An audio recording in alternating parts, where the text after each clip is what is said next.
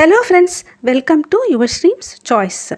இப்போது நாம் ஒரு ஹெல்த்தியான ஸ்வீட் ரெசிபி கொண்டைக்கடலை ஹல்வா எப்படி செய்யறதுன்னு பார்க்கலாம்.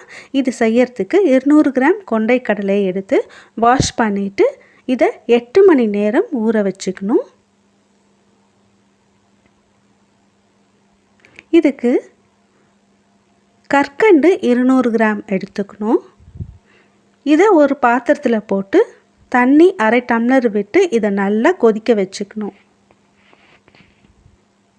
இதில் 2 ஏலக்காயை பொடி பண்ணி போட்டுக்கணும். இது கொதித்ததும் இது தனியாக எடுத்து வச்சுக்கலாம். கொண்டைக்கடலை நல்லா ஊறி இருக்குது. இதை குக்கரில் போட்டு 6 விசில் வர வச்சு எடுத்துக்கலாம்.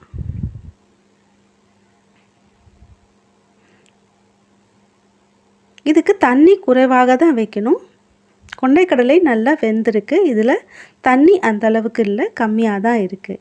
இப்போது இதை எடுத்து மிக்சர் ஜாரில் போட்டு தண்ணி ஊற்றாமல் ஃபஸ்ட்டு அரைச்சிக்கணும். அதுக்கு பிறகு 1/2 டம்ளர் தண்ணீர் விட்டு இதை அரைச்சி எடுத்துக்கணும். இந்த மாதிரி நமக்கு விழுதாக கிடச்சிரும். இப்போது பேனில் 4 டேபிள் ஸ்பூன் நெய் விட்டுக்கணும். இதில் அரைச்சி எடுத்து வச்சுருந்த கொண்டைக்கடலை விழுதை சேர்த்துக்கணும். இதில் லேசான பச்சை வாசனை இருக்கும்.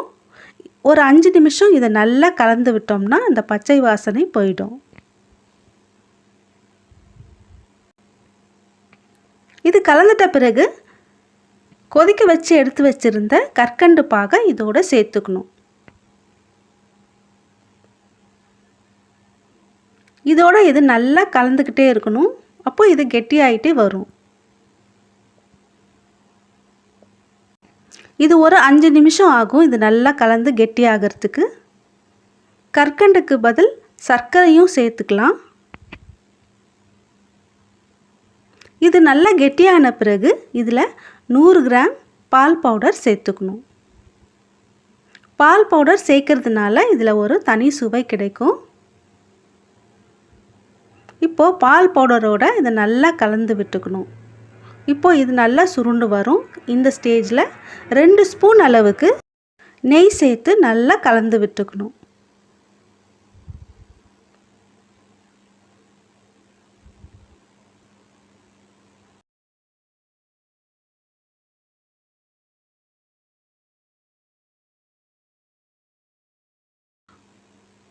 இப்போது இதில் நமக்கு விருப்பப்பட்ட நட்ஸ் போட்டுக்கலாம். பாதாம், முந்திரி சின்ன சின்னதாக கட் பண்ணி இதில் சேர்த்துக்கலாம். இது நல்லா கலந்துட்ட பிறகு இதில் போட்டிருந்த நெய் பிரிஞ்சு வரும். இப்போ லேசாக தெரியும் பாருங்கள். இப்போ இந்த நெய் பிரிஞ்சு வந்த பிறகு ஸ்டவ் ஆஃப் பண்ணிடணும். ஹெல்தியான சுவையான கொண்டைக்கடலை ஹல்வா தயாராகிடுச்சு. இந்த ரெசிபி வீடியோ உங்களுக்கு பிடிச்சிருந்ததுன்னா மறக்காமல் இந்த சேனலை சப்ஸ்கிரைப் பண்ணுங்கள். தேங்க்யூ.